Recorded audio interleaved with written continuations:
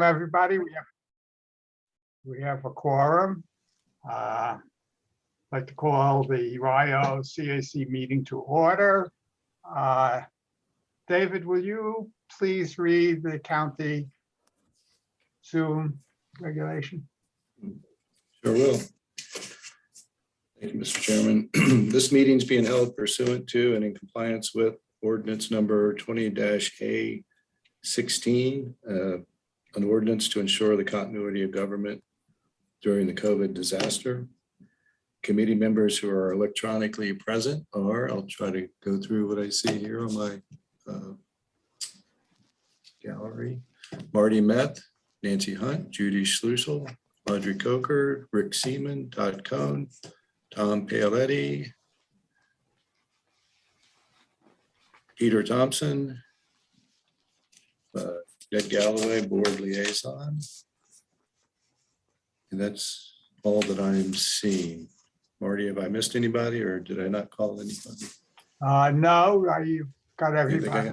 You have a quorum. And one more line, opportunities for public to access and participate in electronic meetings are posted on the Albemarle County calendar and on the meeting agenda. Yeah, I'm done. Go ahead, Marty.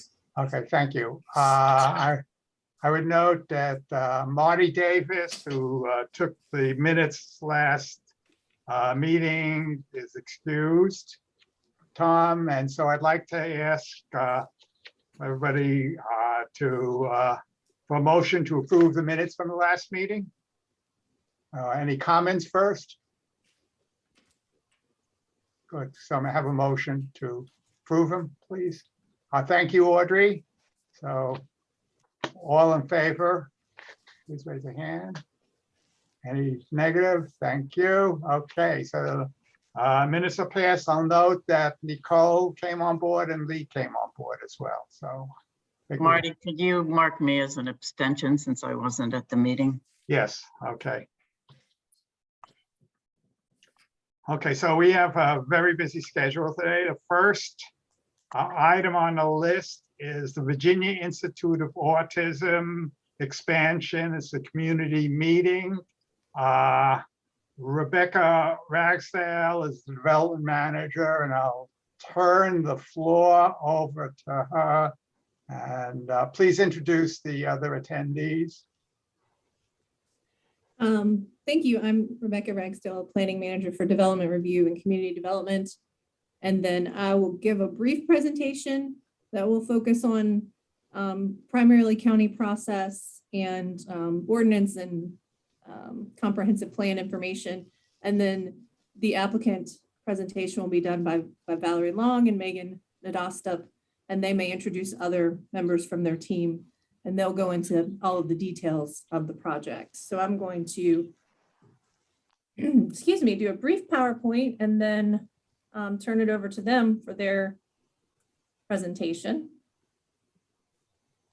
And let me know with like a nod or a thumbs up when you can see the screen. Make sure you can see it, Martin. Thank you. It's visible, yeah. Yes, you may have seen similar presentations. So CACs are usually pretty used to this format and this information, but it is geared towards those who may not be as familiar. So this is the required community meeting for 2 special use permits for the Virginia Institute of Autism to expand their school and programs, and also that also includes a request for a parking lot. So the purpose of the community meeting, as I said, is to make sure that you understand, everyone understands the process and how they can engage and what, just get introduced to the project. It's just getting under review at the county. So this is at the very beginning of the process. And we want to make sure, like I said, we can solicit your comments and questions from community members that were notified, in addition to those on the CAC that may have comments. And it's really just introductions to the projects and sharing information at this point. That summary is provided as the project would move forward to our Planning Commission and ultimately to the Board of Supervisors who would be acting on it. This is a slide we use to let you know, like I said, we're at the very beginning of the process. which would involve, board action to approve the special use permits. And then following that, any site plans that are required, any design review before they would get to any new construction that might be occurring. And we have different types of review. When we say it's legislative, we mean that it needs to be reviewed by the Planning Commission that makes a recommendation to the board as to whether to approve something or not. And you see a lot with special use permits and zoning map amendments, which we usually call rezonings. Then we also have what we refer to as by right review, which is staff level review. Once it gets to a by right situation, then we're reviewing for compliance with codes and ordinances. And there isn't any planning commission or board review necessary. So with special use permits, those are uses where we think we need to take a little extra caution and care with and a little bit more review. There are places where one use might be appropriate at a certain size and scale in the county, depending on the factors and where it might not be. So these are the factors that we look at for consideration. And these are sort of standard planning jargon code terms, but basically, how does it affect the adjoining properties? How would it affect the character of the neighborhood? Is it in harmony with our policy, our regulations that are applicable? Are there any health or safety issues like traffic or other things that we need to consider? And then of course, we're always reviewing for compliance with our comprehensive plan. So pivoting to the specific proposal, like I said, the applicant will really cover all of that information. But just to orient you, we're talking about 3 properties. The one where the existing special use permit has been approved, and that is on the corner there at Greenbrier. And then the adjacent property would be for the lower school. And then across the road, you can see where the proposed parking would be. The proposed standalone parking would definitely need that next step as far as a site plan. And then depending on any changes, I think they primarily intend to use existing buildings on the other properties. So currently they have that special use permit approval for, I believe, about 52 adults participating in their high school and adult programs, and then 69 staff members. They'll go into more of this detail. And then the proposal would be to increase the number of students and staff members. And like I said, this is the beginning of the review process, and they'll go through a little bit more detail. As for a couple of characteristics, we're talking about the characteristics and what's surrounding it. This involves properties that are zoned C1 commercial. And I put some examples on there of the types of, those by right uses that we talked about that are allowed in C1. It's sort of a catch-all of various commercial uses and special use permit uses. Private schools and standalone parking are among those that need that special level of review. So across the street is, and surrounding on a couple of sides are that C1 commercial. It's a Pepsi place, is in the city. And then there is the residential neighborhood behind it, which is zoned to plan unit development. There are a couple different designations in this area in our master plan. The blue is institutional, where the current school is. The purple is what we refer to as office, research and development, flex, light industrial, which is an area where we might see some secondary uses like those that are residential or those that are supporting uses to residential. And then urban density is the orange that does recommend such things as supporting uses, specifically schools, supporting uses to residential. And I went through that pretty quickly because we want to allow as much time for y'all to ask questions and hear the applicant's proposal. But I'm the lead reviewer on it and my contact information is there.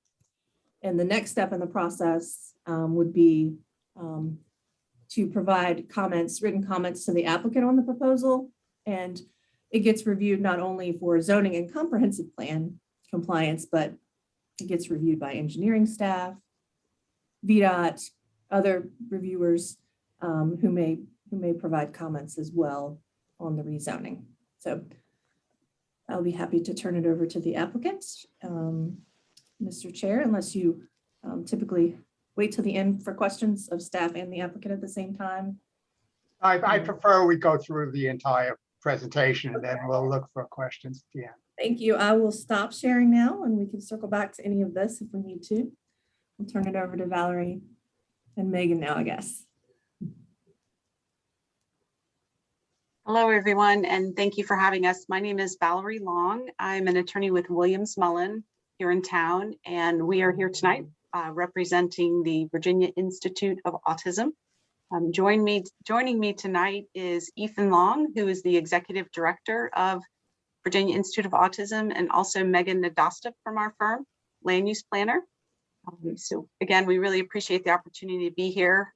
Thank you, Rebecca, for covering the highlights issues. Some of those same images we have on our slides just in case, so we can probably skip through some of them, but I will go ahead and share my screen and read first, get to the right one. While you're doing that, Valerie, I'll just jump in and also say Jonathan Showalter from Timmins is also here if there are any questions regarding traffic. Thank you.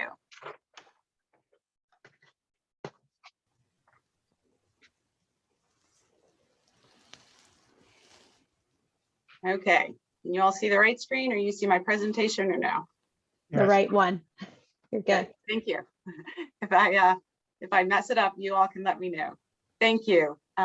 Again, with the Virginia Institute of Autism, Rebecca covered the basics very well. Thank you. Not progressing there. There we go. So again, just to reorient you, you saw these already, the various areas, the existing school at 491. Some of you may remember that as the previous location at the senior center. The Virginia Institute of Autism purchased that property from the senior center, and after approval of the special use permit in 2019, moved its adult education center there. That's primarily adults and older students. And then the proposal is to relocate their existing elementary school, which is currently located in the city, move those students over to the property at 485.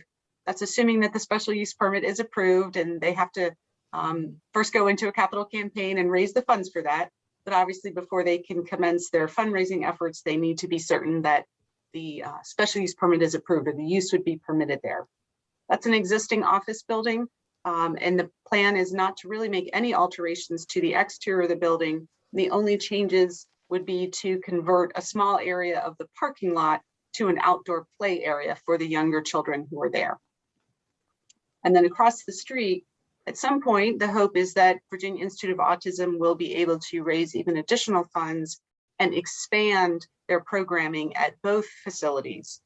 It will enable them to add additional classrooms to the new building and perhaps expand further, which would, of course, require more staff and teachers there to support them. And so based on the parking calculations that Timmins Group civil engineers prepared for us and analyzed, we've determined that we would definitely need additional parking on site at that time. So that's why we've requested a second special use permit to be able to use the parcel across the street, which is currently vacant, for essentially overflow parking when and if the school is expanded and it's needed. Again, Rebecca shared this information with you regarding the zoning of the area, C1 commercial, and then also the comprehensive plan designation for that area. And I imagine many of you are generally familiar, but just in case, the building you see there on the side of your screen, the Jordan building, is the proposed expansion area. And this building on the left side is, of course, the existing VIA property, former senior center. And then you can see both together and how it would make for a very nice campus for their, not their entire programming, because they do have other properties as well, but at least for their educational facilities. There's a view of the vacant parcel there, right adjacent to Hillsdale Drive. It's very helpful that Hillsdale Drive improvements were constructed. They obviously provide excellent pedestrian connections, sidewalks, crosswalks, on-site parking, and so forth. This is a chart, can answer questions about this, but it's generally an effort to show you the expected numbers of students and staff that would be involved with both the proposed relocation of the lower school from the city property over to the new building. And during phase one, they're expecting they would have about a total of 70 students at one time. And then if they are able to raise the additional funds and expand and add new classrooms and teachers in the 485 building, the newer building, it would probably get to about a total of 137 students, and they would have about 158 staff. Due to the nature of the Virginia Institute of Autism, they do have a fairly high student-teacher ratio. They also have, of course, administrative staff, people like Mr. Long, who are in his colleagues on the executive team and administration. Their offices are in the existing building at 491. It's a copy of the proposed conceptual plan. You can see the arrows running through, or essentially that's a proposed circulation route.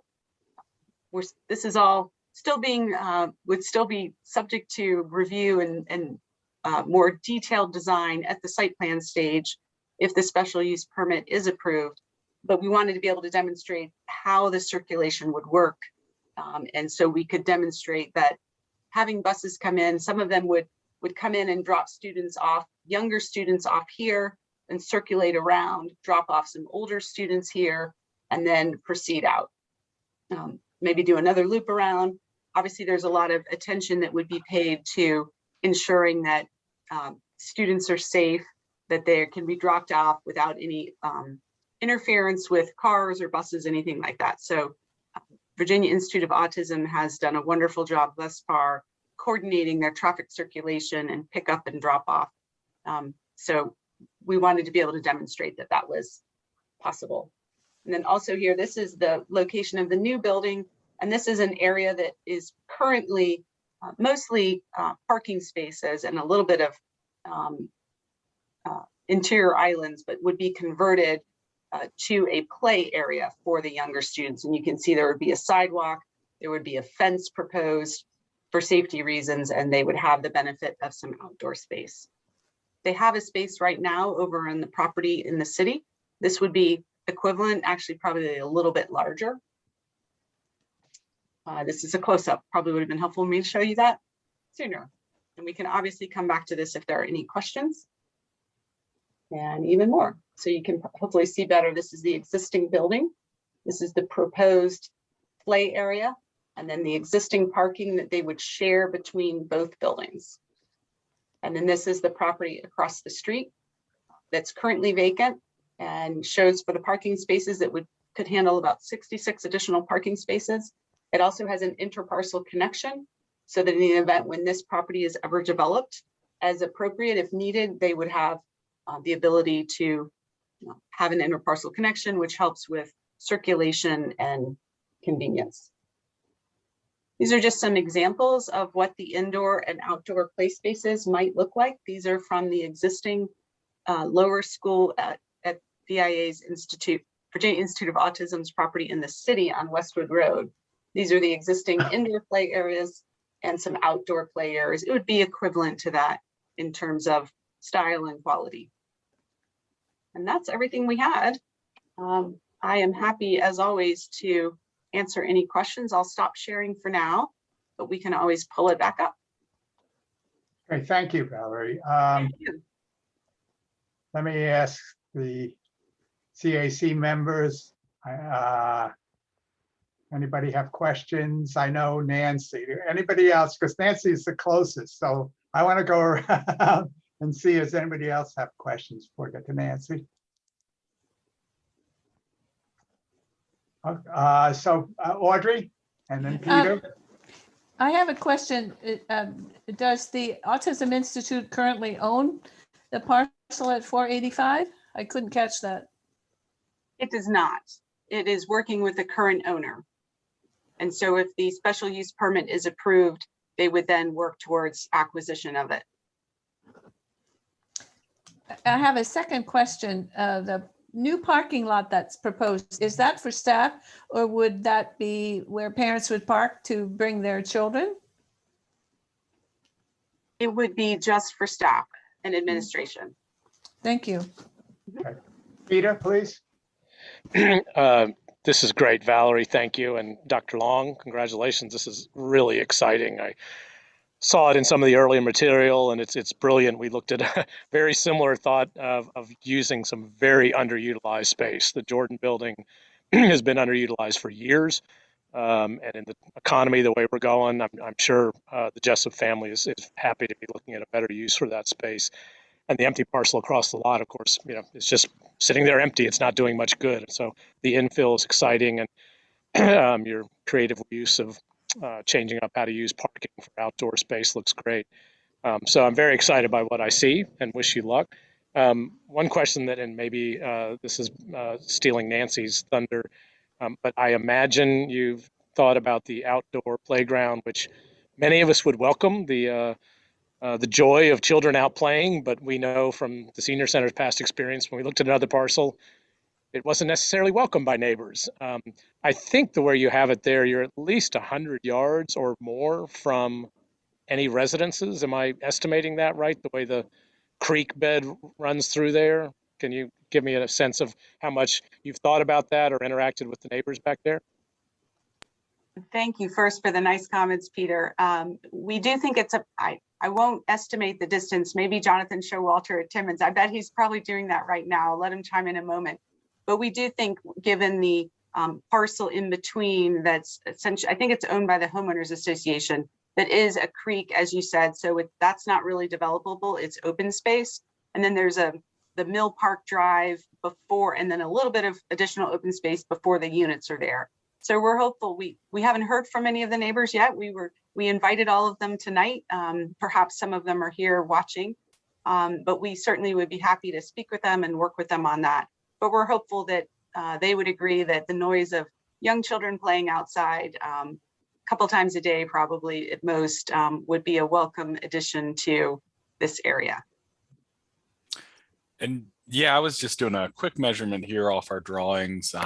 We don't have survey of the buildings across the creek there, but it looks like they're about 240 feet away to the closest structure, at least 240 feet there. Okay, fine, thank you. Nicole and then Nancy.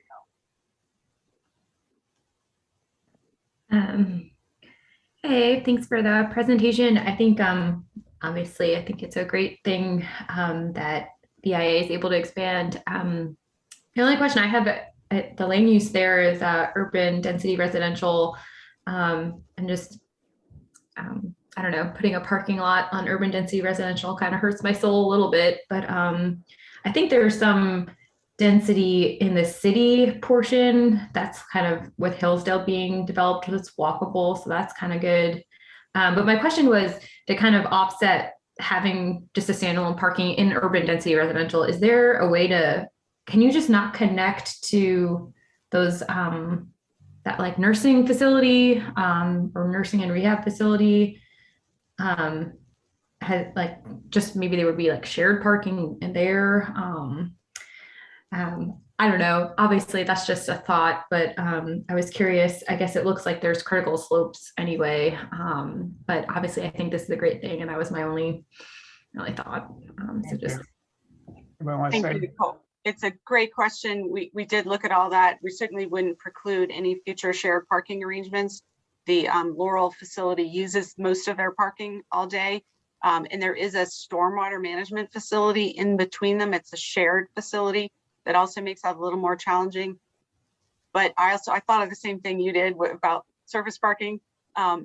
One good thing is it wouldn't preclude for future use or future redevelopment of the site, that you could have a nice multi-family building there with some podium parking or underground parking that would still be able to accommodate the needs of the school. So that was our hope, that it would be flexible. And again, use of that would depend on the Institute's ability to have a successful capital campaign, probably the second round, right, Ethan, and need it. But we wanted to be very transparent about the future need and the hope that they will be able to expand and use that. So Thank you.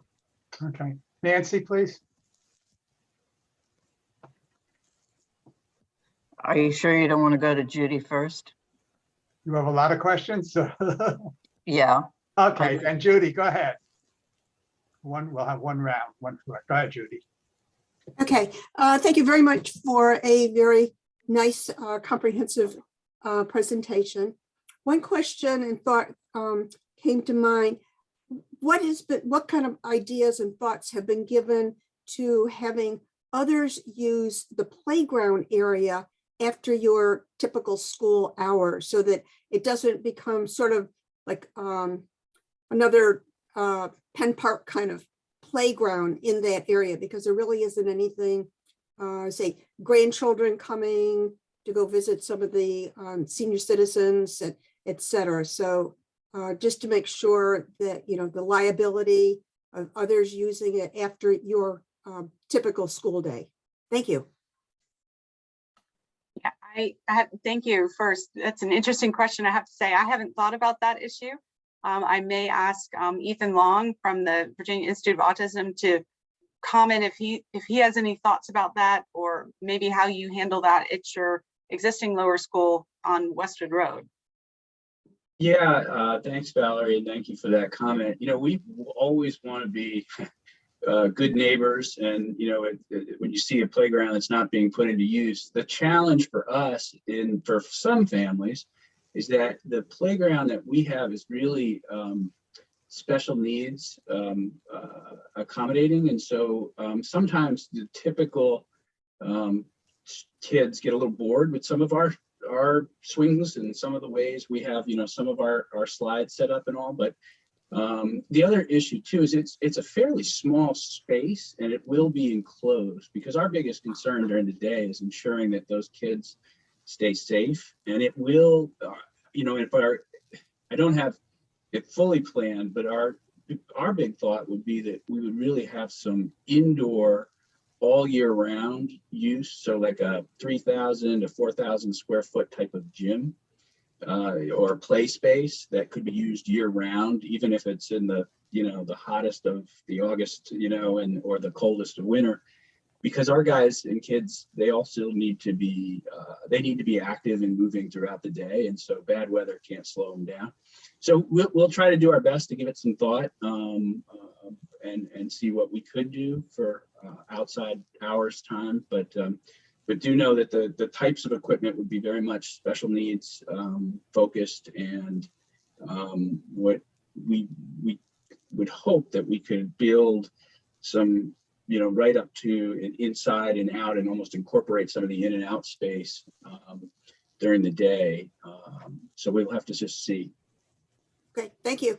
Thank you. Let me use my chairman's prerogative for two very quick questions, just to set some things in my mind.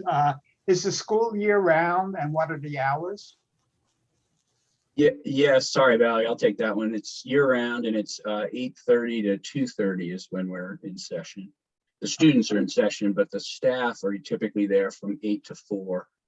Okay, thank you. And the other question I have, again, maybe for Valerie, if this is a special, or Rebecca, a special use permit for elementary school, is it only restricted to elementary school, or could it go up past elementary school to junior, to middle school? Well, I'm not sure, maybe the applicant will go over what they proposed again in terms of the types of schools and the programs, but excuse me, special use permits typically do have conditions, and those conditions are designed to address impacts. So if we identify anything of significance in terms of needing to specify ages or anything like that, I mean, we just haven't gotten into that as far as the review, but typically things, you know, you would expect to see some conditions of approval. But again, we need to have them for a reason. You know, we do our impact analysis, if that's helpful at all. And I think Mr. Long had his hand up. If I could just make a comment there, Sure. because I appreciate that question. One of the, and recall that we have our current Center for Adolescent and Adult Autism Services that resides at 491. we're serving kind of what we consider high school students and adults. But remember that the folks that we serve, many of them, they may be developmentally be at one age, but cognitively or ability-wise, they may be at a very different age. So I would caution us to put age as a deciding, it's a bit challenging for us because we don't always just think about age. We also think about ability level to same age peers or normative peers. And we also think about the physical needs and size of some of the individuals we serve as well. So it's a little bit harder for us. We would envision this facility, generally speaking, would be elementary to middle school type ages. But we try to reserve the right a little bit based on the best match with the students and the teachers and the clinical needs of those children to put them in the right spaces and places in classrooms. Okay, fine. Rebecca, did you want to say something else? You're muted right now. It just took me a second to unmute. I looked up the conditions of approval that they currently have for their existing facility, and they've been focused on just an overall cap in terms of enrollment and staff. I think maybe primarily enrollment, and then we typically get a plan, a general plan of where things are going to be, and then hours of operation and signage is what this was focused on. It was those are typically the types of things that you see with this type of use and special use permit. Okay, I'll fine. take my hand down. Okay, fine. Thank you. Nancy, please. You're muted right now. Sorry. I've been away too long from Zooming, but I'm unmuted now, I think. Peter, just a note, you didn't steal my thunder. For the most part, VIA has been a great new neighbor. They certainly haven't had as many parking problems as the former senior center had. But I have some concerns about and some questions about who comes in cars, who comes in buses. As I recall, there isn't anticipation that your student population will be driving and parking at your site. Is that correct? Yes, our students don't typically drive, and we don't expect that to change with this. Do you expect that most of the students will come on the bus, or that there will be a fair number of parents dropping kids off? It's a bit of both, actually. And it sort of depends, because part of the way the kids come to us is they come from different communities, and their school districts actually place them. So we're serving communities as far away as Harrisonburg and even Warrenton. We have 2 children that come down. So those communities often will send like a cab or a smaller vehicle because there's only a few students coming. Whereas like in Albemarle County, who sends us more students, might have a bus or 2 that would come. I'm sure that you're aware of the traffic issues in the Hillsdale Greenbrier intersection. And I know Peter will remember all the tooting horns as people didn't stop at the stop signs. Hillsdale is a through street. Greenbrier has stop signs. And unfortunately, VDOT has once again said, we do not have enough. We don't have enough traffic and enough crashes to merit to have the traffic signal. I'm hoping that this doesn't cause problems for you. Valerie, I would love to see you put your presentation online, because I could only manage so many numbers before you flip the screen. And it's not necessary to put it back up, but what I do have here is that it's a fully implemented phase 1, phase 2. There would be 4 times roughly as many students, and I'm assuming that there's roughly means there's about 4 times as many staff.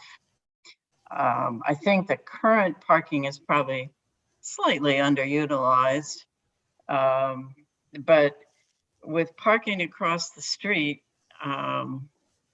even with staff who are hopefully agile on their feet, although all of them may not be, crossing from that parking lot across Greenbrier is going to be a challenge. And I wonder if you're going to have some kind of crosswalk, some kind of whatever.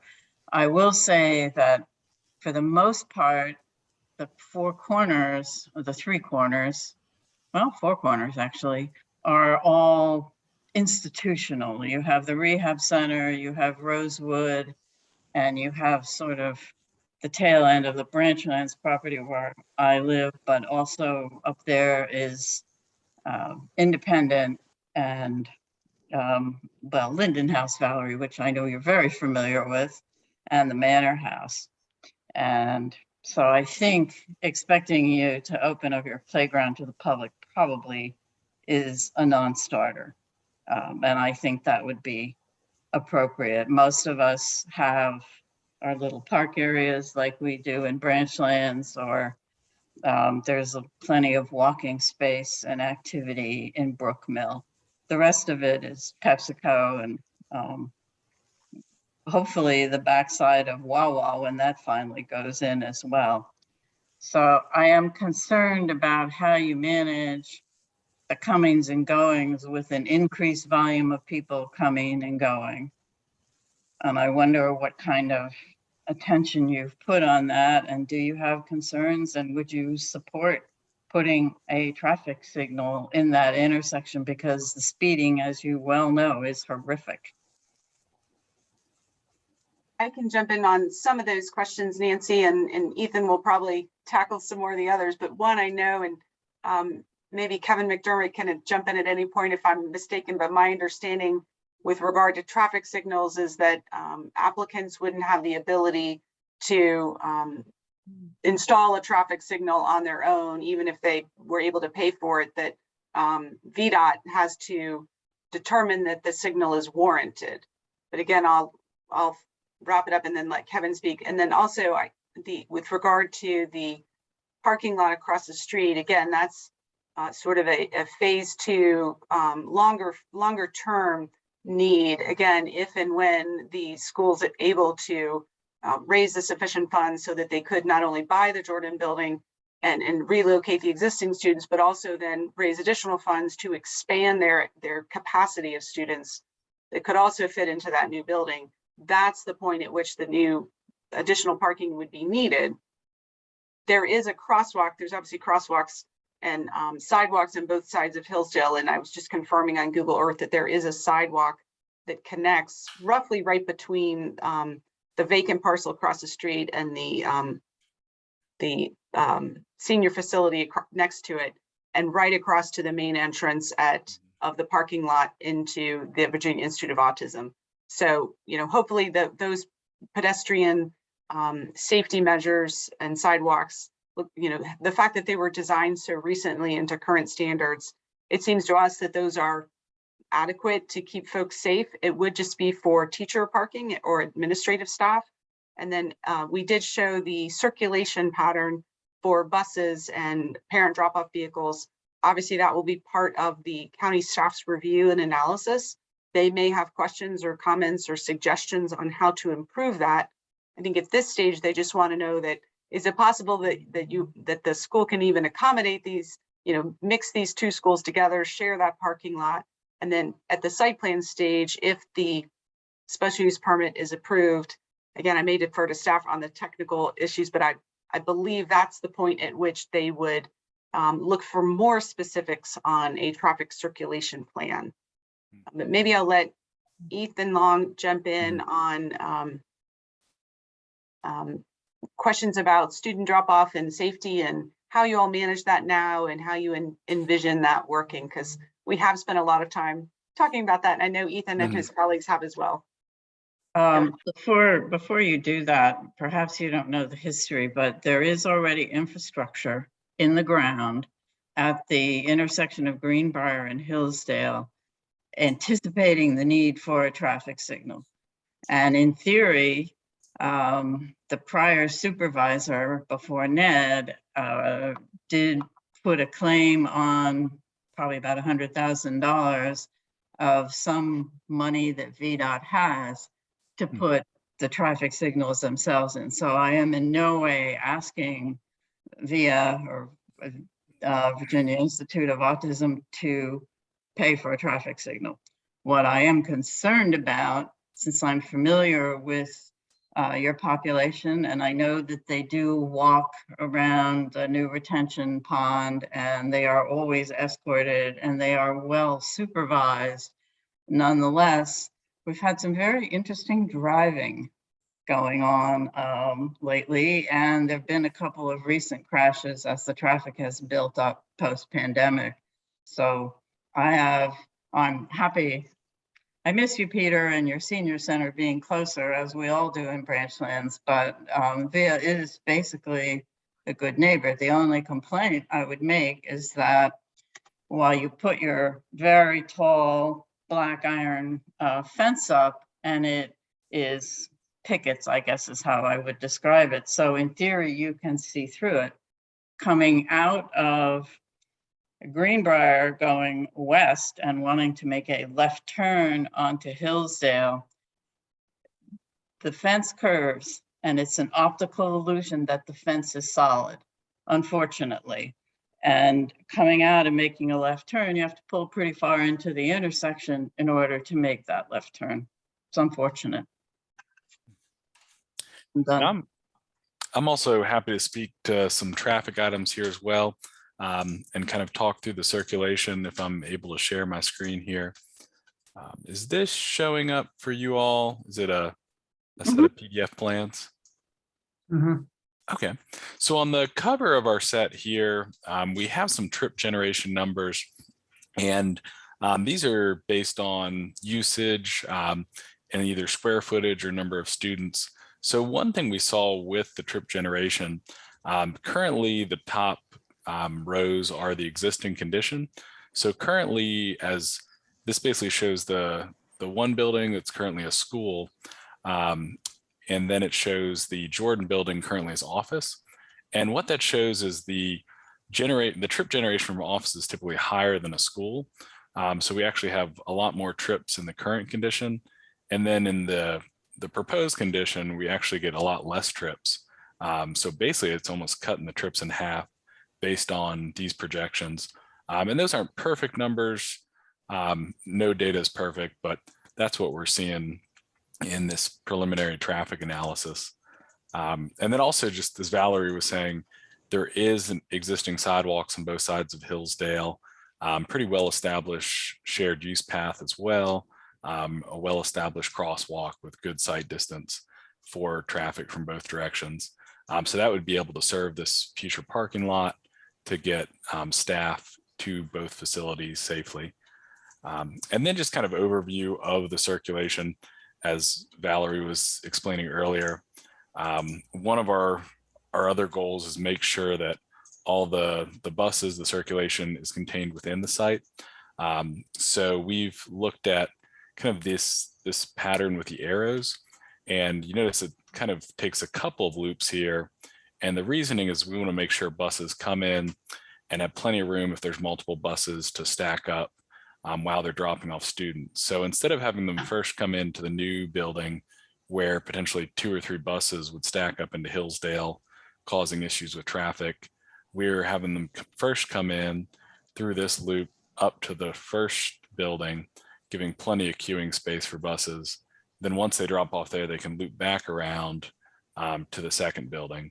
So that way it can be managed, make sure all the buses are stopped within the site, and then once they've dropped off, they're able to exit the same way they do today. So that's a basic overview. I'll turn it back over to Ethan if you had any other items, or welcome any other questions. Yeah, and just so you're aware, Nancy, I'm sorry about that fence, but our intention was simply to keep the people that we serve safe. And I didn't think about that, to be frank. And I do know that, and I'm sure we hear the horns at that intersection as well at times. And I saw that there was a car the other day that went into the bond, for heaven's sakes. And so our staff, we started our day off with having, which was absolutely, but from our end, so I don't know what to do other than to say, you know, we would be in support of, you know, what we could on that intersection, to try to help, you know, with the buses and the drop off and pickup. I do think one of the things that I can't speak for other schools, but for our schools, our school bus drivers are really critical, important people that often get overlooked. So we often will spend time working with them, getting to know them, training them actually on some of the students' needs. So when we first opened up, we were out there with, you know, we had about 5 or 6 staff out there with, you know, fluorescent vests. And we did a training for about 2 weeks where we really worked with all the bus drivers, all the families, the people that drive, our students, to ensure that we could get folks kind of used to the queue up system and how it is we drop off and pick up. And we would anticipate doing that same thing, because it's important that obviously first and foremost is safety. But secondly, too, we want to make certain we can be as efficient as possible so that our students aren't, you know, sitting on a bus for any longer than they need to, especially those that are coming from far away. So we plan, you know, if this does all go through, and we're cautiously optimistic that we can, you know, raise the funds to be able to do what we would like here, and we get the SUB process permit, we would make certain that we'd have some long, you know, training plan that we would really work diligently at to ensure that we could get everybody in and out as smoothly as possible. Okay, thank you. Kevin, did you want to say anything, or you'll just? No, I don't really need to say anything. I just came on because I heard that I was Okay. called on, but I will confirm that Valerie is correct with her assessment as far as how VDOT permits traffic signal. Okay. Thank you. I want to try to finish in the next 5 minutes. Great. Nancy, you have anything else? And then we have 2 more quick questions and see if the public has any questions. Just a very quick comment, Ned. The car that went in the pond now adds to 3 crashes in the last 12 months. So we may be at 5 by the time this year ends. It was quite spectacular. Okay. Audrey, do you have something quick? I do. It regards traffic. Woodbrook, I live in Woodbrook, and the Woodbrook school, the traffic is horrendous. Despite the traffic flow studies that were done, and were mentioned in the graph that data that was presented right now. The issue is traffic. For me, the issue is traffic at particular times. The bus is coming, the bus is going. The problem at Woodbrook is the parents. And I wasn't convinced that the traffic flow for the proposal has enough details about parents. Currently at Woodbrook, parents are coming. The traffic from the front of the school backs up all the way down 29 to 7-Eleven. And I have called the police twice because the drivers will stop at the intersection and not proceed because they will lose their place in line. And so the whole intersection at Woodbrook and Berkmar is shut down. So I am really concerned about parents coming to pick up their kids and being backed up and not giving up their space to alleviate traffic on Hillsdale. Okay.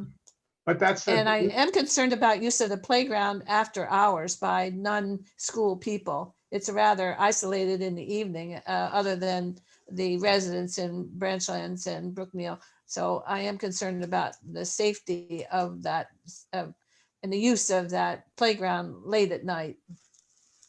Okay. Thank you. Peter, your last comment. Yeah, I'd just add, for folks who aren't familiar with VIA, they really are one of the most respected organizations in town. They've got extraordinary leadership. I wouldn't say that just because Ethan's here, and it's not just him. He's got an incredible team, a great board. They are one of the most respected organizations in town. They're very professional. They know what they're doing, and they are leading edge at a national level. People look to VIA to being way ahead of the curve in serving people with autism. And I think that's important to note that this is, sometimes people think, a nonprofit doesn't know what they're doing, and they're amongst the best. They were A+ to work with when we sold our property, which went through on April 1st, 2020, 2 weeks into the pandemic, and they still did what they promised to do in the midst of that craziness.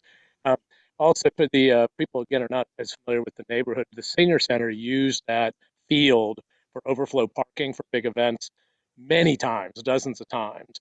It wasn't a solution for us for regular use for the audience that we serve, but that crosswalk there is also has a flashing, so you can push a button, so it flashes to slow people down, and it worked perfectly well for us, even in a situation where people weren't used to it, and we would have hundreds of people going back and forth, often in the late afternoon, rush hour time. So I feel confident that that's a workable solution. And again, I wish you all luck, and I'm sure there will be some details to look at that might come up, but I'm optimistic you can work through them. Thank you. Okay, thank you. I don't see, we have 3 attendees. I don't see any hands raised from the attendees.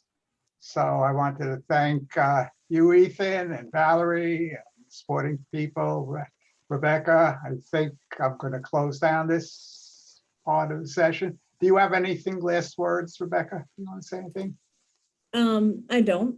Just for those that have listened in, you can contact me if you have anything, that you need county reviewer wise. And then, like I said, we'll take your comments into consideration and summarize them and as the project moves forward.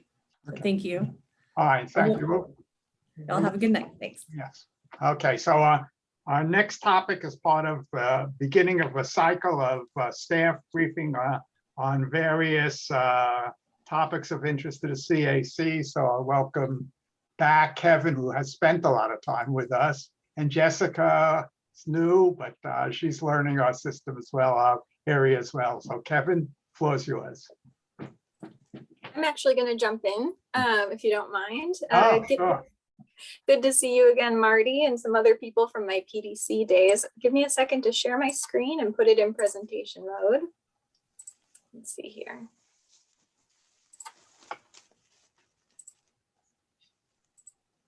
All right. Can everyone see it and hear me? Mm-hmm.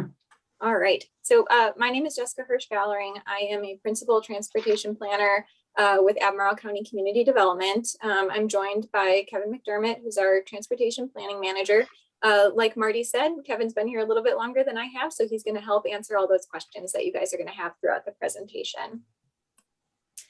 So our hope today is to give you a presentation that's more than just an update about upcoming transportation projects. We also want to give you a better understanding of the transportation planning process in general. So we're going to do that by answering the following questions. Where do transportation projects come from? How are transportation projects chosen? How do we pay for transportation projects? How are transportation projects scheduled?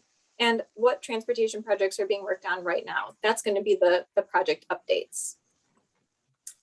So let's start with, where do transportation projects come from? So we get ideas for projects mostly by recognizing existing traffic problems and anticipating where we're likely to see traffic problems in the future. We do this through a lot of collaboration. So we work, one of our partners is the Virginia Department of Transportation, or VDOT. Their staff are constantly monitoring operations, congestion, and safety, such as the number, type, and severity of crashes. So analyses like these help us identify where problems exist and better understand what might be causing those problems, so we can work with engineers to design effective solutions. Because Kevin and I work in community development, we work with others in our department and help review new and redevelopment applications that come into the county. For really big developments, we would likely request the developer conduct a transportation impact analysis, or TIA. For TIAs, they will model what traffic will look like in an area if the new development is built. And that info is very useful for identifying appropriate mitigations for that development, or even saying that a certain development is not appropriate for a particular area. We also work with the Charlottesville Admiral Metropolitan Planning Organization. So the MPO puts together a long-range transportation plan that models existing and expected future transportation patterns based on development. Also, we work with others, not just in community development, but other departments to develop a variety of plans, from the county-wide comprehensive plan to the area master plans and down to corridor plans. All of these plans look at that relationship between land use, development, and transportation. So we can identify those existing and expected transportation pain points and make plans to address them. Further, these plans involve a lot of community input. So we get to hear directly from residents where you guys are seeing problems, where you expect problems to arise in the future, and what transportation needs do you have right now that are not being met. So how are transportation projects chosen? With a lot of possible projects, but also limited resources, we have to determine which projects are going to have the greatest benefit to the county and its residents. So at one point in time, we took all the possible projects that had been identified in that early planning process that we just talked about. We scored them based on these metrics: safety, congestion, economic development, accessibility, land use, and environmental impact. And then we ranked them based on those scores. We put those ranked projects in a list called the Transportation Priorities List, and that list was approved by the Board of Supervisors. Before I get to that, I'll just note that since we did that, that list has been updated. It was last updated in 2019, but we are embarking on an update of this list again. That'll probably be complete in the next year or so. All right, so this is a slide that shows a map and a list of all the projects on the 2019 Transportation Priorities List that are in your CAC area. Got the map on the left, the list on the right.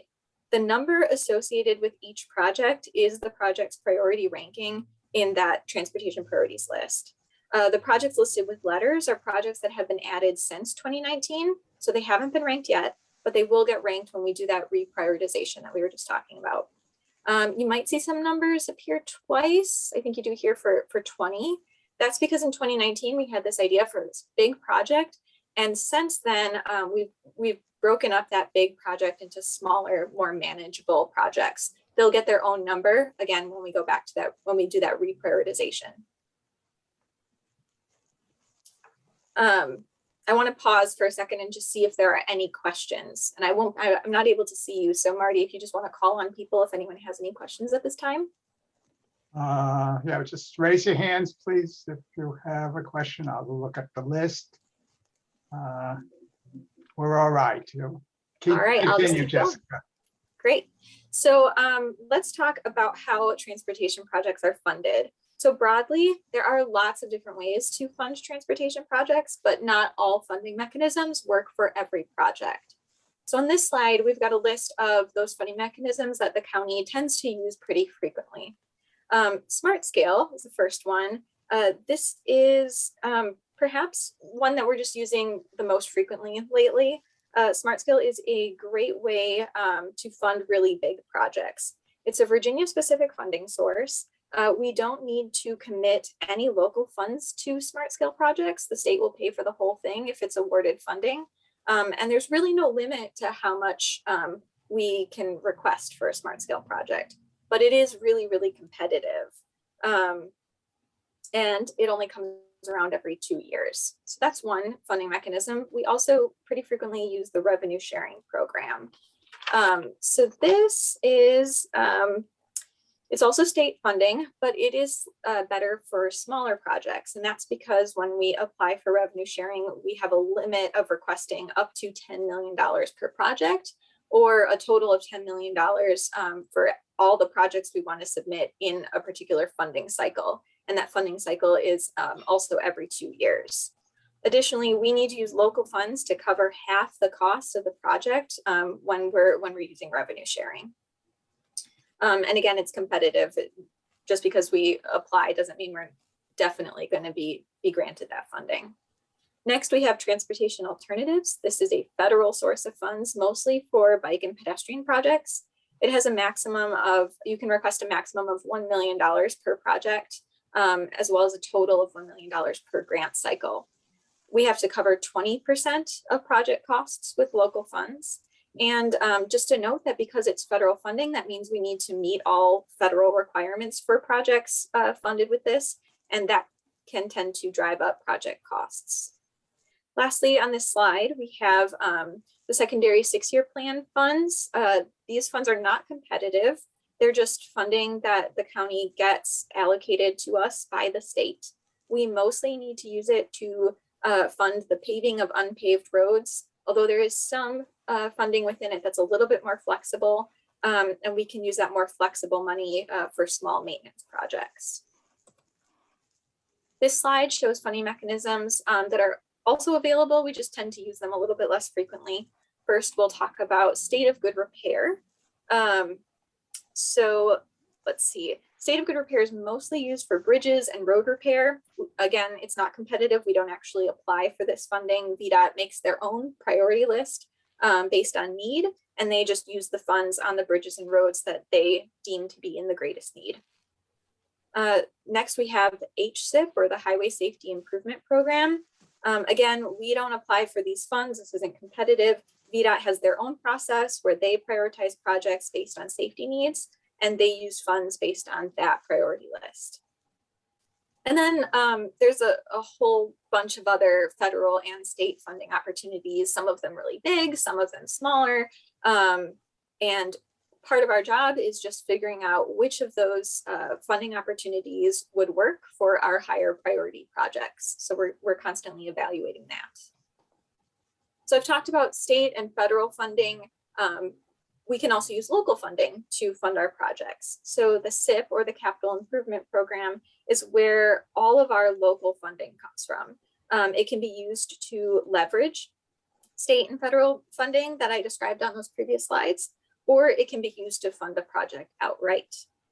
Developers can also contribute to transportation projects. When we expect that a development project is going to exacerbate or create traffic issues, the developer can offer to mitigate those issues by offering money towards a road project or by building bike, pedestrian, or transit infrastructure outright. And this slide is just intended to show you like the overall schedule and timeline of transportation projects. So at the top of the slide, you have these 3 boxes. These are the 3 like big phases of any transportation project. Once funding has been identified, we move into design. We design the project in detail. Then if right-of-way is needed for this project, we would move into the right-of-way acquisition phase. And then finally, we'd move into construction. The bottom half of the slide is intended to show you that depending on the funding source, these projects can take a long time or a longer time. They're all kind of on a long timeline. So locally funded projects are at the top, and these are the projects that are able to be completed most quickly. Once we have local funding identified for a project, it takes about 3 to 5 years to get to the very end of that project where you have something on the road that you can actually use. For most federal and state funding, that's going to take a little bit longer. Things like transportation alternatives and revenue sharing, that's going to take us about 5 to 8 years to project completion. Smart scale is this kind of outlier. It's going to take the longest. It takes about 8 to 11 years usually for a smart scale project to reach completion. Part of that is just how the state doles out money. So when the state says, okay, Albemarle County, you can have some smart scale money for this project, they program that funding to be available at the very end of a 6-year plan. So we've been in this process of applying for smart scale funding for 2 years, and then we have to wait 6 years before we can even touch that money. So that's why these projects do tend to take a really long time. All right, again, I'm gonna pause if there's any questions, and then we'll move into project updates. Questions by anybody? Let me look again. Maybe one thing that struck me is, could you define what the scope of transportation is? Oh, that's a great question. So I'll let Kevin jump in if he has anything to add, but we think of this as transportation is multimodal. It's how we all get places no matter how we choose to get there. So that definitely includes vehicles. It also includes bike, transit, pedestrians, however people choose to get where they need to be. Does it include buses? Yes, transit is absolutely included. Okay, thank you. Yeah. All right, so let's jump into the projects that are happening in your area or about to happen in your area, or we're applying for funding for your area. So let's talk about Rio Road sidewalk construction. You're all probably aware of this project, as you've likely seen construction when you've been out driving on Rio Road, and we can assure you it's nearly complete. This project was funded through revenue sharing. It builds a sidewalk from John Warner Parkway this way past Penn Park, all the way over here to, I think it's Town Lane. So it makes use of some existing sidewalk and really just completes that connection from the existing sidewalk and shared use path on John Warner Parkway all the way to Penn Park and beyond. Let's see, any questions on this project? It should be completed by the end of May or early June. So everything, just for your information, since we drive past it all the time, the line striping went down on the street today. So basically it looks like it's completed except for moving some of the barrels, but there is one portion that has not been completed, and it's an important portion. It's the portion that starts at Dunlora Drive and goes to the corner of John Warner Parkway. So that means until that gets completed, people have to cross, can't cross, they're going to cross in the middle of the road, and I haven't solved any problem yet. I did check with the project engineer today. So just for everybody's information, they're at the last stage of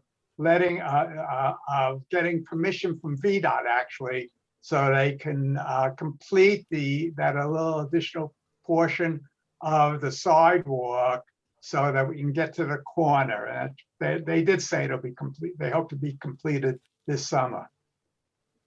Great, thanks for that, Marty. However, I will make one comment so we're all on the same page. This project was supposed to have been completed in 2019. So, you know, I hope that the future projects, as you're managing it, that the projects, when they set a date, at least come in within a year of the date. I cannot say that I know everything about why that project was delayed, but I will say some of the recent delays have just been due to supply chain issues. They waited many, many months for certain like tubes that go underground, and it just wasn't available and it wasn't getting shipped. So that's at least part of the delay. Yeah, okay, fine, go ahead, next question.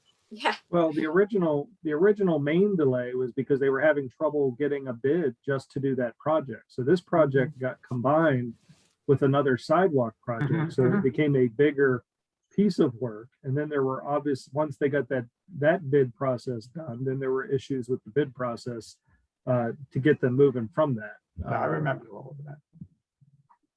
Well, you know, just making the comment too, so we're all on the same page, right? Yeah. Okay, right. Well, thank you for all those pieces of info. Helpful.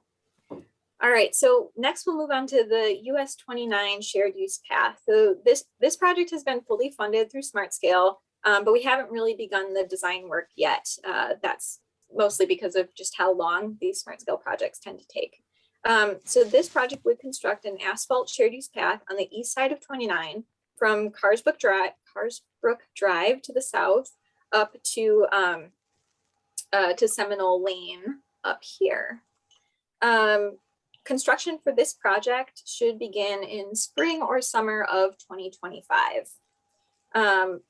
To put this project into the larger context of the wider bike and pedestrian network, our hope would be to eventually connect this shared use path across the bridge that goes over the Rivanna River to the shared use path that currently ends at Polo Grounds Road. But I just want to clarify that that's kind of a big long-term vision. It's not something that we have any immediate plans for.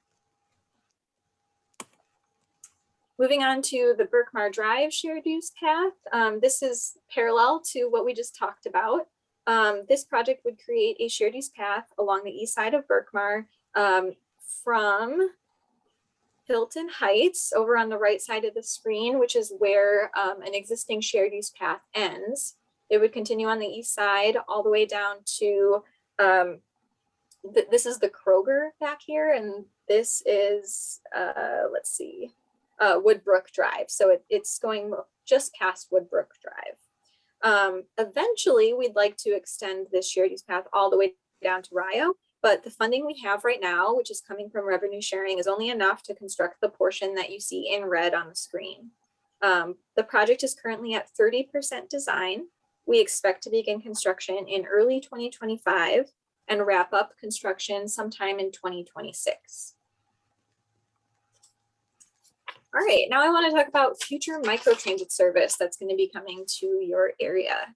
So over the last year or so, Albemarle County and the Thomas Jefferson Planning District Commission have been working with transit consultants to investigate how best to improve and expand transit service to 3 key areas of the county. One of them being the North 29 corridor, the other 2 being Pantops area and the area around Monticello.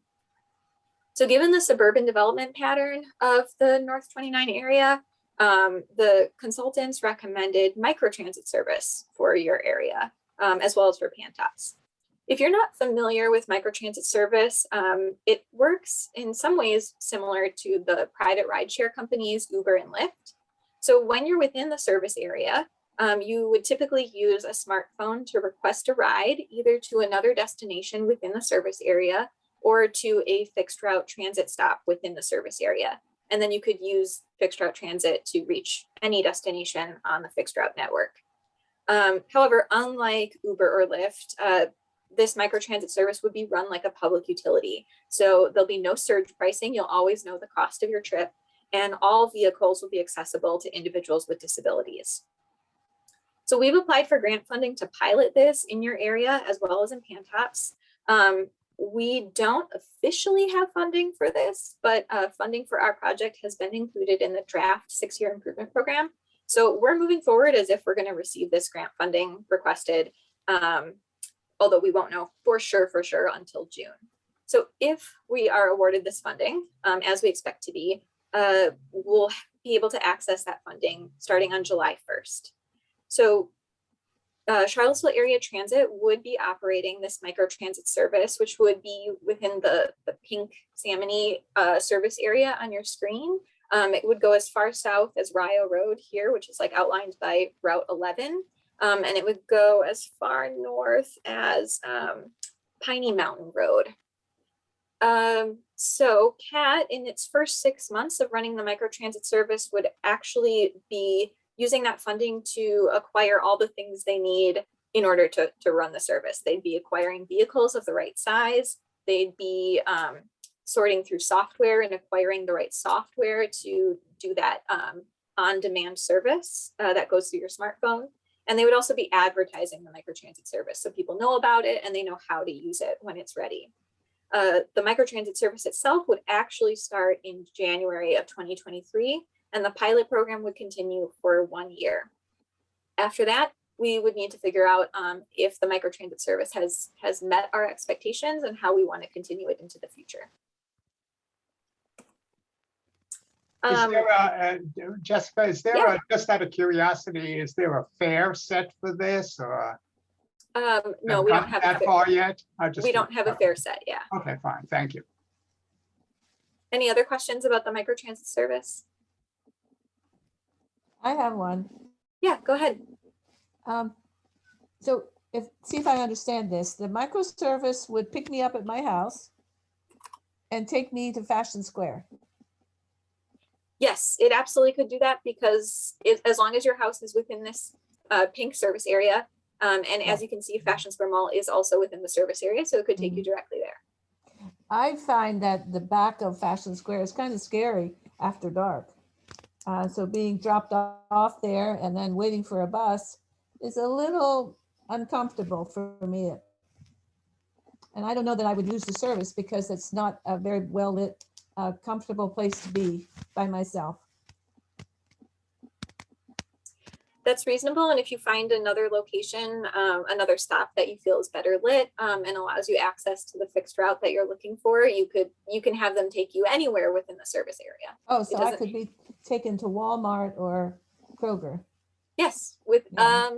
I think Kroger may be within the service area. Walmart definitely is. Yeah, Kroger's down here. Great. Yeah. Okay, Okay. that's helpful to know. Thank Thank you. you. Because I Peter would and not then use it. Todd. Jessica, thanks for this. Is this a done deal, the microtransit? Supervisor McKeel at the RTP today talked of it as it was. I thought there was still some hoops to jump through. Can you update us on that, please? Yeah, as I said, we are operating as if it is going to be funded because we've seen that the funding has been included in the draft six-year improvement program. So we won't know for sure until June when the Commonwealth Transportation Board votes on it. So we're like this close. Thank you. Todd?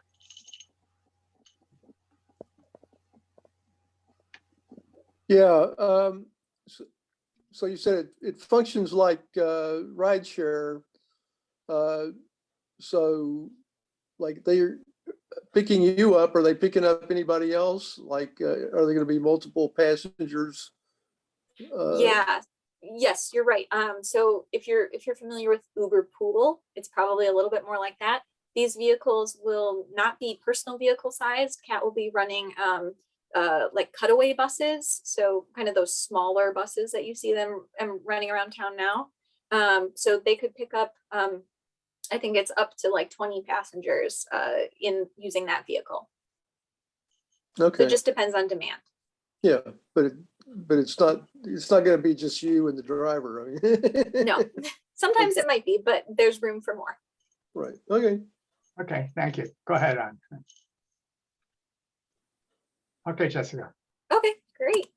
So we also heard from David Benish that you guys had some interest in knowing more about the proposed changes to CAT's fixed route service. So while I have to say I don't really know many details about when a timeline for when these changes will be implemented, I was going to take a few minutes to go over some of the proposed changes that might impact residents of your area. So on the screen, on the left-hand side, you see the proposed new service for Route 5. So Route 5 currently ends at Fashion Square Mall, and it's going to continue to have its northern end be Fashion Square Mall. Right now, Route 5 ends at Barracks Road, but with the proposed changes, this route would then continue south to UVA Hospital. So you'd be able to go all the way from the mall down to UVA Hospital with the new Route 5, if that's what you wanted to do. In the middle, we have the proposed changes for Route 7. Currently, the Route 7 ends on the northern end at Fashion Square Mall, but with the proposed changes, it would continue north to Walmart. So that's a nice change. And for Route 11, let's see here. This is the route that would add service to the center at Belvedere. Okay. Peter, did you want to say something? Yeah, I can just add that the RTP today, CAT Director Garland Williams he's finally given up trying to give any timeline for any of this because they don't have drivers and they don't have enough buses because of supply chain issues too. So these have all been approved at the federal and city level.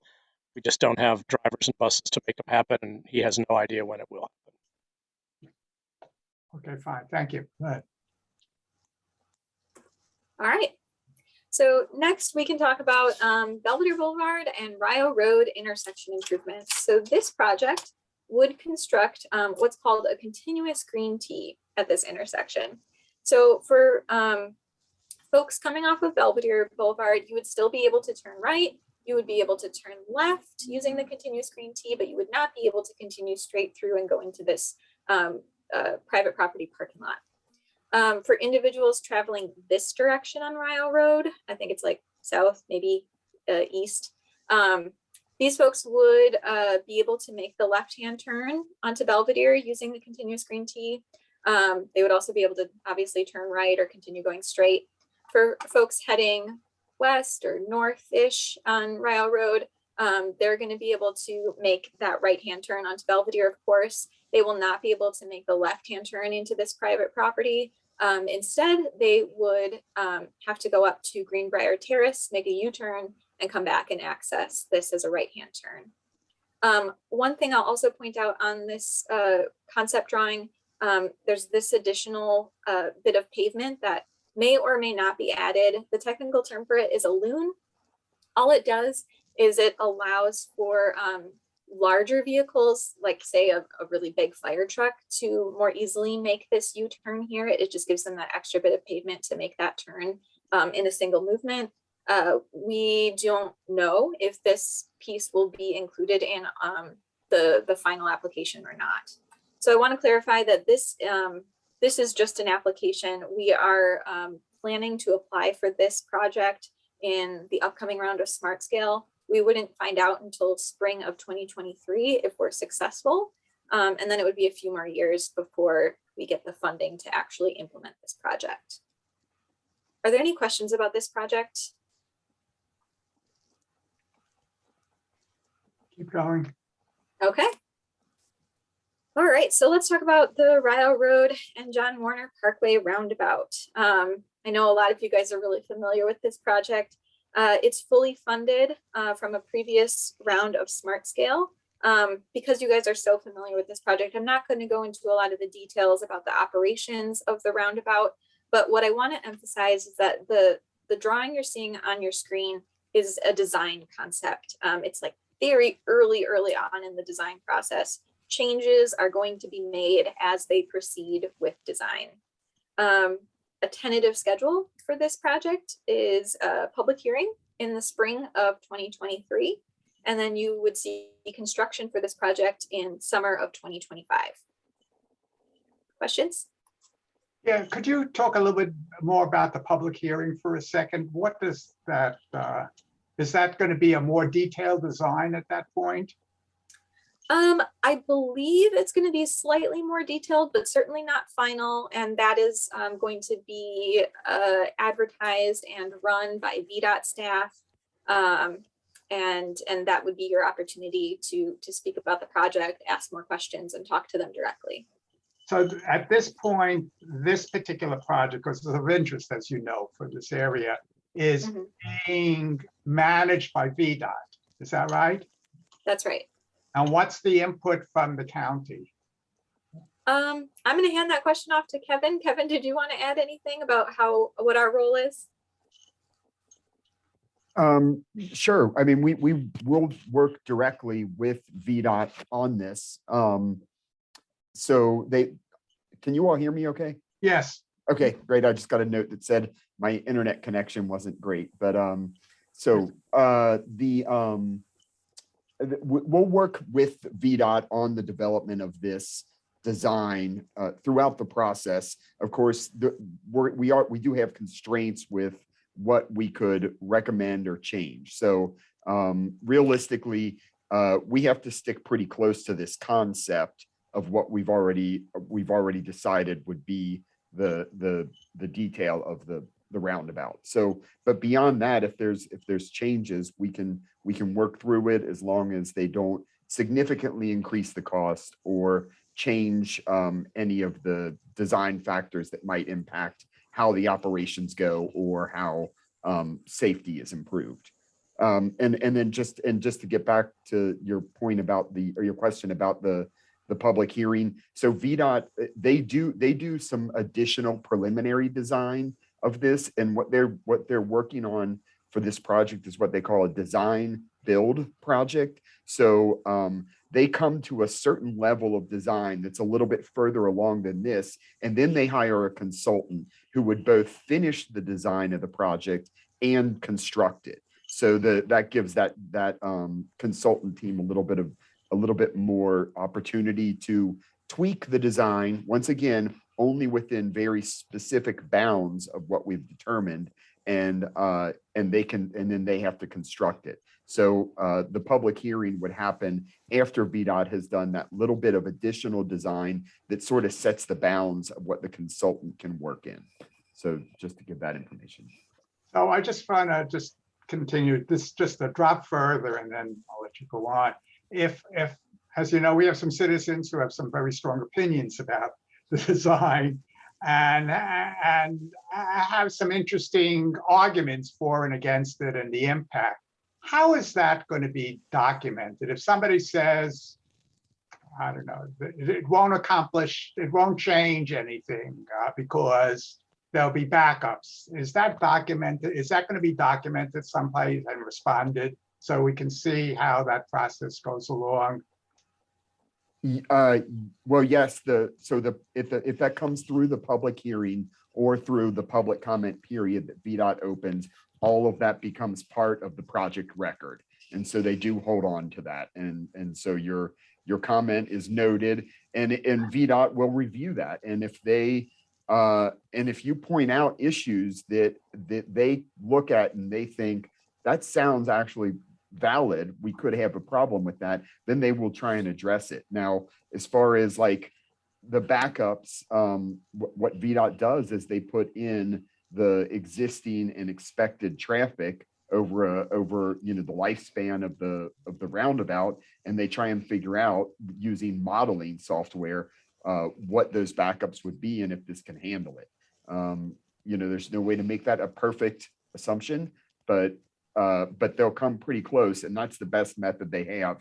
And they kind of have to rely on that. I mean, it's easy for us to say, well, we think something might back up more than that. But without some sort of data to base that on, there's really nothing we can do to try and address that problem. Okay, fine, thank you. Right, unless there's anything else, I'm going to go on to the next project.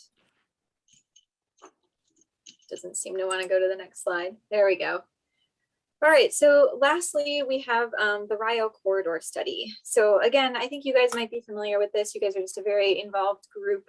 So I won't go into too much detail, but this study had 2 phases. The first was from the John Warner Parkway west to 29, and the second phase was from the John Warner Parkway east to the city-county line. Both phases are now complete. Recommendations from this study will be presented to the Albemarle County Planning Commission on May 24th. From there, it will go to the Board of Supervisors, although a date for that presentation hasn't been set yet. A note that these recommendations will not be adopted into your area master plan. Instead, the recommendations are going to be incorporated into the upcoming comprehensive plan update. Nevertheless, we could still move forward with any of those recommendations before the comprehensive plan is finalized, if it makes sense to do so. So that's really just a big overview of the study, and then a heads up about the timeline that's in front of us. Any questions on that in particular? Otherwise, that really wraps up our presentation. Those are all the big projects in your area.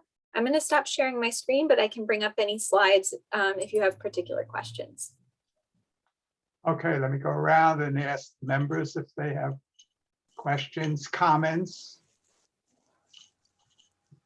Oh, I see there's hands up. Judy first. Judy. Yep. Thank you for your presentation. In the last slide that you put up, we still have the rendition with all the trees in that peanut shaped design. Yeah. And I know that I brought it up the very last slide. Yeah. Number 3, I think it is. Yep. Yeah. And, a great concern is that cute little design, but we need to think about future maintenance of it. Yeah, that's absolutely true. And I'll just reiterate that this is very much an early concept. This is a recommendation. From here, there would be a lot of additional design work that would definitely consider the maintenance requirements of any vegetation.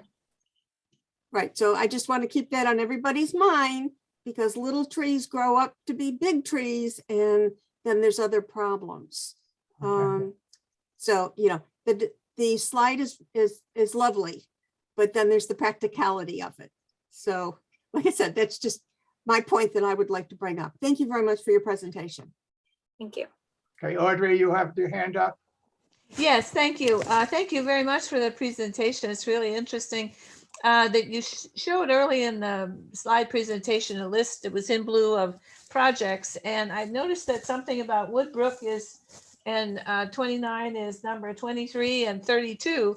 So at some point, I was wondering if you could come back or give us more information on all of the things on the list that are in our Rio 29 corridor area. I couldn't read through all of those, but there may be some others that pertain to Woodbrook and 29 and maybe other areas along our 29. So that was a request. And I wasn't sure how, whether there's an ongoing survey of roads and highways and bridges in our area and transportation that the county does in order to generate projects, or if there are other mechanisms that projects get into this pipeline. Yeah, so to your first point, you were asking about coming back to talk about all of those projects. That's a really big list. No, that's not correct. No, okay. Could you pull out the projects that are in the on the list that are just 29 Rio? I don't want to. So that list that we were looking at on that slide, those are just the projects from the transportation priorities list that are in your CAC Oh, area. I didn't read through it. It went too fast. Yeah, no, so those are, that big long list is just for your area. Oh, okay. Because we just keep talking about Rio and John Warner Parkway, and I'd kind of like to know more about some of the others on that list that pertain to me in our area. The other one is how far out? Let me interrupt for 1 second, Audrey, just to follow up. Is there some file that we could look at that has a description of each one of those projects? Kevin, is that 2019 transportation priorities list publicly available? Yes, there is. The 2019 project priorities list is on there. So all the ones with numbers will be listed in that, as well as if you look at that, they came from somewhere. So those projects were described in a planning document. And so if there is an associated description, that would be referenced in there. So you can look at the ones from 2019 Jessica mentioned, the ones that have the lettering, those are things that have come about since then. For example, a bunch of the projects that are being recommended in the Rio Corridor Plan are in that document already. I put them in for the purposes of this meeting because I wanted to show you all how we add those in there so you know what we're looking at. So those projects are listed in the document of the 2019 transportation priorities. That is available online on the Hcip Community Development Department web page of the Albemarle County website under the transportation section, and we can get the direct link to you all if you're interested. I think it would be of interest if you don't mind, if that's an easy thing to do. Sure, we can do that. And we can also send out this presentation. And I know that even if you pull that up on your screen, it's a little, the list is a little small, but we can help you through that if you need to. And this is the first step of this this sort of update process for the transportation priorities that we want to do over this year. So we will be talking to the board and the PC and the citizens more about some of those projects on there to make sure that we're getting the ones correct that we're listing as priorities and how we're prioritizing those. There's also a link to the priority list on the Rio Corridor Plan website. If you scroll down to the reference library, there'll be a link to that priority list. Okay. So it's also there too. Okay. Audrey, one. Yeah, just one more quick question is how far out does the county have a system for analyzing roads and transportation in each section of the county, or do you routinely do that? Or do you routinely survey transportation issues? Or is it some sort of catastrophic event or some major issue that brings attention to the county Department of Transportation? Yeah, so it really goes back to that early planning process slide that I showed you at the beginning, which listed out our different partners and the ways we identify projects. So we are looking at the whole county at all times. Things like crashes, those things will help make areas pop out to us.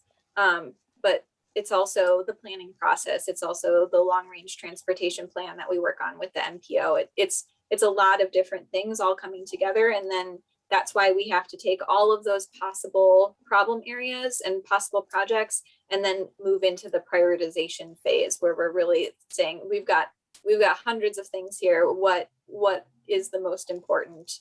What's going to have the greatest benefit to residents? Thank you.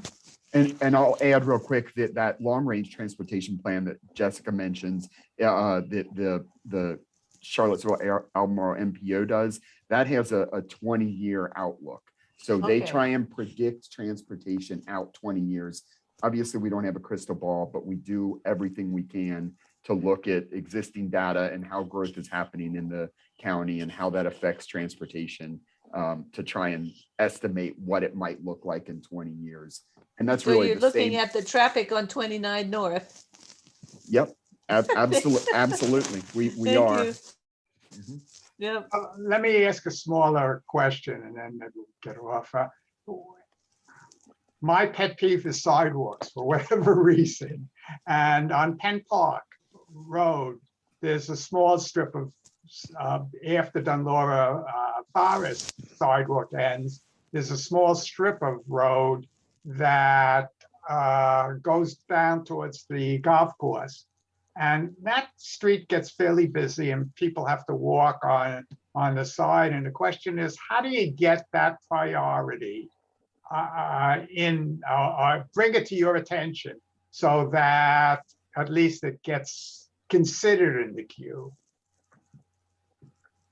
Yeah, hearing from residents at these kinds of events, getting emails, getting phone calls, that's part of how you can bring things like that to our attention.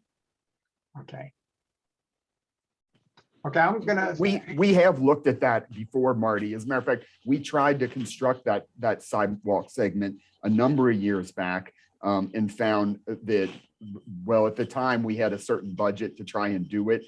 And there were so many utilities under the road there or adjacent to the road that it was going to blow up the budget. But that is still, I don't see it on this list, but I think we still consider that a project that we're interested in. David was very kind enough to explain that history to me. I'm well familiar with it. I am now familiar with the history, but the question is whether some sort of asphalt, not an expensive road, if you have to go back underneath to repair some of the utilities, whether that would make sense. Because my sense is, as an example, we're going to have 300 more units on Rio, and people, they advertise that place to go is to Penn Park. So there can be more people walking along, and especially now that the new sidewalk is built, there'll be more people walking along Penn Park Road to that area.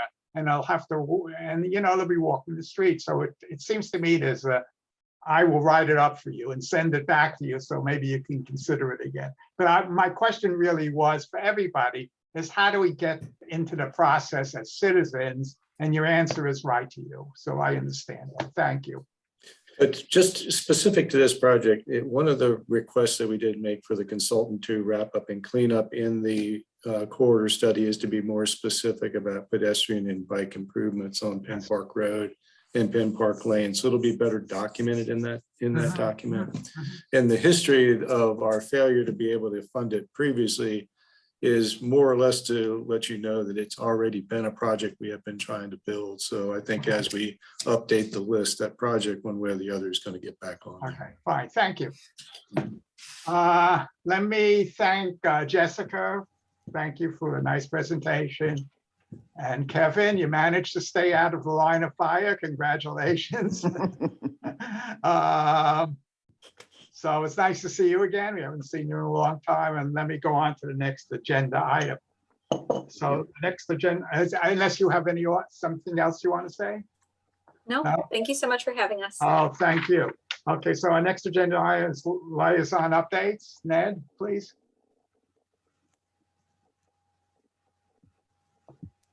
Well, I don't have a whole lot out. Folks can ask questions if they have specific things. I'll just bring up one minor thing that we're going to be doing, or you may be seeing, that's related to this CAC and the hydraulic CAC. We've been operating in practice, so the VIA is a good example that falls in our CAC. The map says otherwise. So the adjustment of the map is probably going to happen to match the practice of the Rio 29 CAC and the hydraulic CAC. So that's been something Supervisor McKeel and I have discussed. And if you see something like that popping up, it's basically a realignment of what's on paper to what we're actually doing. So don't let that catch you off guard if you see something like that pop up on a agenda or email or something like that. The other thing I think I'd say, in lieu of going through the watch list and all of that, you guys can ask questions or send it to me in writing, just given the time. But I appreciate you guys. We've had some, as you've probably seen, it's been made public there, a couple rough waters for a CAC, and some comments of some other CACs on that. But I appreciate the fact that while all of you ask very tough questions of our staff, you do so in a respectful manner, and obviously do it in with the intent to make what we're working on better and to make sure all input's included. So I appreciate that. And staff puts a lot of extra time in these evening sessions to be able to work with us. So I appreciate them doing it as well. But I'm always grateful that you guys kind of stick to the charge. You know what the charge of the CAC is. We stick to that and we make it work in a way that's, I think, a value to our community. So thank you all for that. And then if there are any questions or anything in specific you'd like me to hit on, I mean, we've been working on budget, so I don't have a whole lot of updates that I've written down for this. So I may have to go chase a few down if there's anything out there that's outstanding. All right. We have a couple of quick, so Judy. Good evening, Ned. Couple quick questions. One, what's the status of our field of flowers? I haven't seen any flowers growing. That's number one. And then for two, do you have a name of an individual who's taken over from Adam Moore's spot? For Adam Moore's spot. From VDOT. You mean, who's our local VDOT rep? What was he, a resident engineer, PE? Had a whole bunch of letters after his name. I'll have to follow up on that, Judy. I deal with Carrie Shepard, who's our Joel D'Annunzio now, but I do think I don't know if I know who that is. So I'll have to follow up on that. Yeah, he was under Joel. Yeah, so I'm sure, I just don't know. I do everything through Carrie on my questions, so I don't, but I can find that out. Okay, and then just at the status of the field of flowers, don't see any flowers growing. Yeah, so I asked about that. We got if you go back to, I want to say it was maybe 2 meetings ago where we had a facility and environmental studies report that was given. So I asked for an update because there was a small update in that. So what we're trying to recover from is that VDOT at one point inadvertently cut down that, basically mowed it down to under 6 inches, which undermined the 3-year plan of getting the growth in place. So a new consultant, I forget the name of the group that's doing it, has come out to investigate or try to understand the state or condition since that mowing's occurred. And they're in a watch to see what happens over this cycle, to figure out how to proceed to basically, will the damage be undone by itself, or will something more significant need to be done to basically reverse or start over based on that mowing? So that's the last update I received on that. Okay, so with that consultant, could you remind them that that's not a parking lot for trucks? Because that Well, that's not even the consultant. That's who's ever parking the trucks there. That's a reminder for the project teams that are out there. okay, yeah, The because consultants are flower people. Where do flowers grow and what do you plant? So the people parking trucks, that's going to be contingent on making sure that whether it's the sidewalk project or it's the developer getting ready to build on the Dunmore Park section there, that's contingent on them to make sure that they just can't pull in there. is there anybody that takes responsibility for that, to alert whoever the project manager that that's not a parking lot for their trucks? Nope, I'll highlight it, and I'm sure David's making note of it, but I'll highlight it, get it into the county executive's hands, and then make sure that the word gets spread out. Typically, it's just contacting whoever the developer is and going, hey, abide by, and make sure that it's reminded of it. I don't know if that recent one, I mean, I've seen it happen myself. I think the recent one was where they just did that quick repaving. So hopefully that's just done and over with. But the point is that when they start building that Dunmore Park section, they can't be over there using that as a parking lot. Right. So anyway, thank you very much for all that you're doing. Thank you, Judy. Judy, I'll check on who Adam Moore's replacement is. I think it was for a time a person named Doug McAvoy, but I don't deal with development review as much, so I'll double check and get you the name. Okay, thank you very much. Nancy, you're next. I'm just going across on the screen.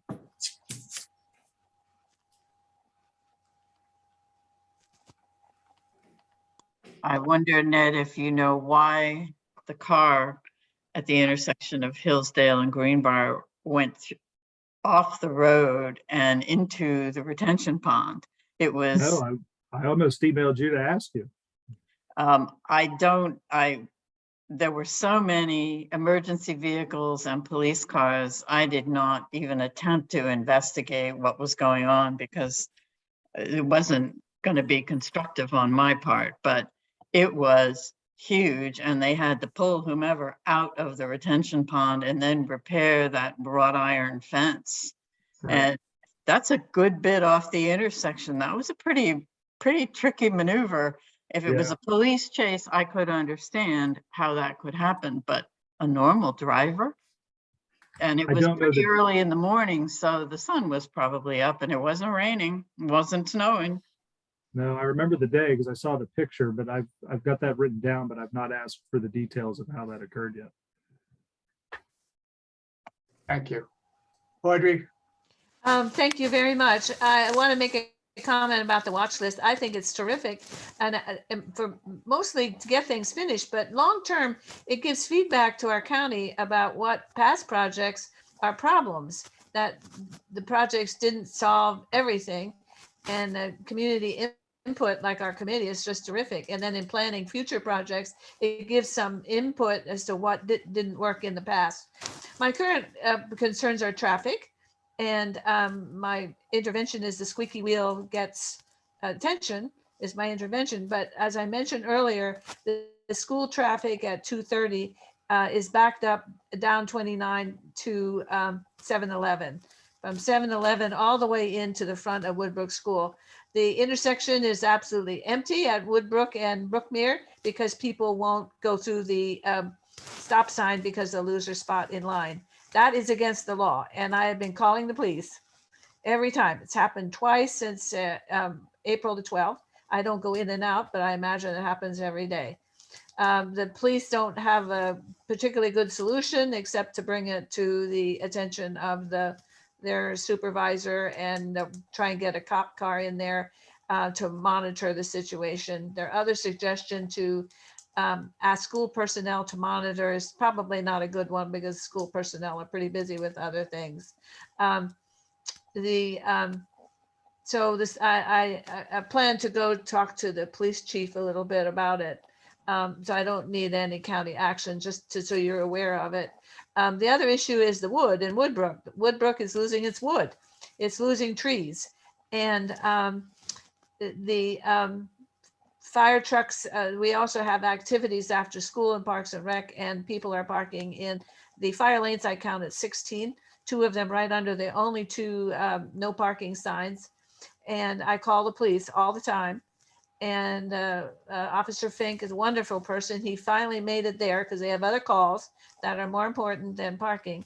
And he gave several people a ticket. That's still not helping. So I did make contact with the police, fire chief, fire marshal, I should say. I also talked with the fire marshal about our losing wood in Woodbrook. The woods around the school is deteriorating, and I am concerned that it's a fire hazard. The fire marshal said that it's not in their policies to monitor fire hazards or to ticket or to work on that. And I need to speak to the zoning, and which I will follow up and do. And the fire marshal will try to follow up with the parking and the fire lanes at the Woodbrook School. Apparently these issues are problems all over the county and all over the school. So I don't think the traffic studies that were done at Woodbrook were sufficient to identify the backup of traffic, but it was brought up to the school officials and the planning when we made the plans for the Woodbrook expansion. So and especially with Arbor Day, the 26th, we're losing our trees. And I offered to pay to spray a hemlock tree, which has woolly agelgid, which is a contagious disease, and if not sprayed, will spread to other trees. There are 4 trees affected at my neighbor's yard, and my tree is affected. It's $85 to spray it. I was willing to pay for it, but school would not give me permission to do that. So I will work with the maintenance and buildings on all of these issues. Okay. Well, I'll say this, the school piece is the school's responsibility. The high schools take on and have to employ people that, I mean, you've got sheriff people that are out there that they employ, that they pay to direct traffic at both Monticello, I would imagine at Western, I know at Monticello and Albemarle. So it is a school issue. So Yeah, the chasing it down policeman through told the me to police talk to Woodbrook School. You need to let me take this one on. You're probably Yeah, and gonna, I talked with Jeff Rome about it, but we haven't got that far. He deals with Part of parking the- and that stuff. if you, part of it is if I gave you my cell phone for a week and you saw how many calls about school bus schedules Oh, because of the issues with employees about buses being 30 minutes late or 45 minutes late or an hour, both for pickup in the morning and the drop off. And I mean, I do it.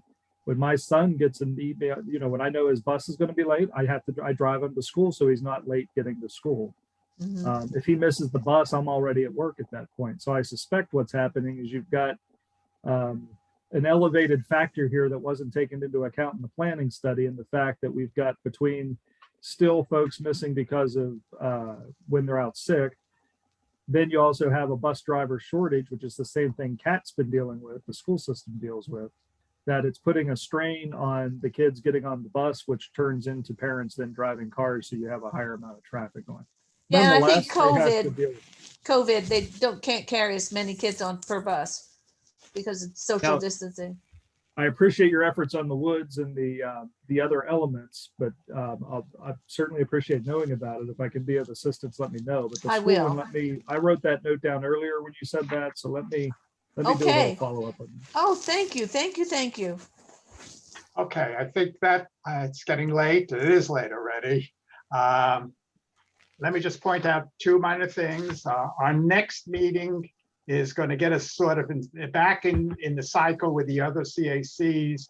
And we're going to have a meeting in May on climate action. I was going to ask, and I'm not going to do it tonight, but I'd like to at least let you think about it. We have been meeting on Zoom at some point. The county, it's probably not going to be till the fall earliest. My guess is going to consider whether we're going to meet in person or hybrid. And I wonder if we could just tell Ned at the next meeting, because it's late already, what our preference might be. Zoom, in person, or hybrid, and just when it comes about, at some point it's going to come about. Yeah, I mean, at some point, because right now, the way we're meeting at Zoom now because only the board, the school board and the planning commission are working together. part of the issue with the hybrid version for beyond those bigger bodies, or because they're planted in Lane Auditorium and the county office building, is that the staffing and the technology needs in order to run this operation all around the county, because you have different groups meeting somewhere, makes the hybrid version extremely labor intensive and cost almost prohibitive. Okay. So like you guys sometimes meet at Woodbrook, or you meet at, it might be easier. We met in to the meet at county building, so we could actually do it. Well, but it's only one, you never met in 241, you met in the other room, and only 241's outfitted for the hybrid piece. Fair enough. So Yeah. there's certain pieces there that I suspect you want to go back to in person. Yeah. There'll be a time frame where we put that out to all the committees, but it'll likely not be able to include the hybrid portion. But we're still having conversations about it. Okay, fine. Thank you. I just was curious to know what everybody. So anyway, I wanted to thank you too in terms of the setting up the CAC and the Board of Supervisors. I really think this is a unique system and like to see it continued. I think it is a good forum for everybody. Well, I mean, every CAC is different, right? And